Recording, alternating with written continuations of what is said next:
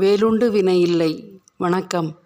நான் இன்றைய பதிவில் ஐப்பசி மாதத்தில் பிறந்தவர்களை பற்றிய பொதுவான பலன்களை கூறுகிறேன்.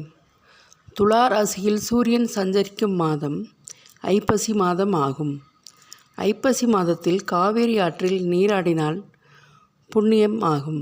இந்த மாதத்தில்தான் தீபாவளி பண்டிகை, முருகனுக்குரிய சஷ்டி விரதமான 6 நாட்கள், ஐப்பசி மாதத்தில் வரும் பௌர்ணமி அன்று சகல சிவாலயங்களிலும் அன்னாபிஷேகம் நடைபெறும்.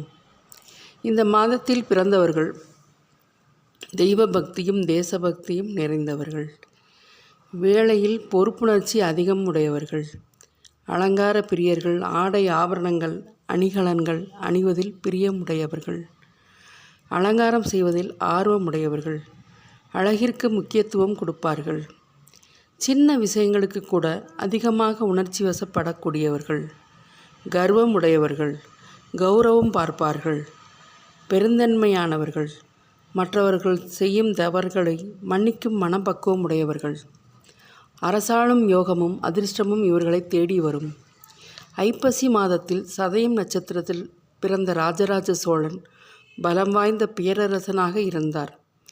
அவர் கட்டிய தஞ்சை பெரிய கோயில் புகழ்பெற்று கொண்டிருக்கிறது.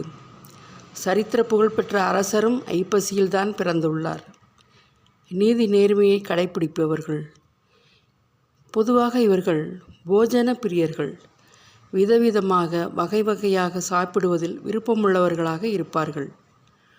நட்புக்காக எதையும் செய்வார்கள். கடைசி காலம் வரை நட்பு நீடித்து நிலைத்திருக்கும். கோபமுடையவர்களாக இருப்பார்கள். குணசாலிகளாகவும் இருப்பார்கள். இவர்கள் காவிரியில் துலா ஸ்நானம் செய்வது நன்று. இவர்கள் எப்போதும் ஒருவருக்கும் தீங்கிழைக்க மாட்டார்கள். இவர்கள் வாழ்க்கையை ரசித்து சிறப்பானதொரு வாழ்க்கையை வாழ்வார்கள். இவர்களுக்கு ஆன்மீக ஈடுபாடும் இருக்கும். அதிக திறமைசாலியும் அதி புத்திசாலியுமாக இருப்பார்கள். அஷ்டலட்சுமியின் அருள் பெற்றவர்கள் இந்த ஐப்பசி மாதத்தில் பிறந்தவர்கள். நன்றி. வணக்கம்.